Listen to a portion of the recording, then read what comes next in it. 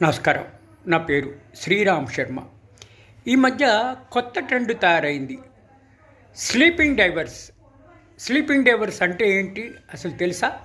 ఎప్పుడైనా విన్నారా? ప్రస్తుత సమాజంలో నిద్ర విషయంలో ఒక కొత్త ట్రెండ్ మొదలైంది. ఇది మనుషుల ఆలోచన ధోరణి మీద మారడంతో స్లీపింగ్ డైవర్స్ ఇప్పుడు కుటుంబాల్లో ఒక భాగంగా మారింది. రాత్రిపూట నిద్రపోయే సమయంలో భార్యాభర్తలు విడివిడిగా వేరువేరు గదుల్లో పడుకుని ఎవరికి వారు నిద్రపోతారు. తెల్లవారి లేచిన తర్వాత మళ్ళీ ఇంట్లో కలిసి ఉంటారు. అలా కాకుండా ఒకటే మంచం మీద పడుకుంటూ కూడా విడివిడిగా పడుకుంటారు. సంబంధం ఉండదు. సొసైటీకి మాత్రం వీళ్ళు భార్యాభర్తలే కానీ వీళ్ళు విడివిడిగా పడుకుంటారు, ఉండదు. దీన్ని స్లీపింగ్ డైవర్స్ అని అంటారు. ఇది కొత్త ట్రెండు.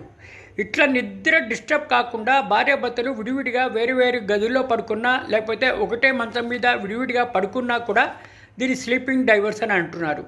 గురకల వల్ల డిస్టర్బ్ కాకుండా విడివిడిగా పడుకోవడంలో డిస్టర్బెన్స్ కాకుండా ఉండడం, రెస్ట్ఫుల్ స్లీప్ ఉండడం, హెల్దీ రిలేషన్షిప్ మెయింటైన్ చేయడం. అమెరికన్లో స్లీపింగ్ డైవర్స్ అనేది కొత్త ట్రెండు. అఫీషియల్గా ఇది కోర్టుకు వెళ్లకుండా, డైవర్స్ తీసుకోకుండా, సంసారం విచ్ఛిన్నం కాకుండా, సంసారం పాడవకుండా స్లీపింగ్ డైవర్స్ ఇప్పుడుంది. కొత్త ట్రెండు మొదలైంది. ఇప్పుడు అమెరికా అంతా ఇదే ట్రెండు.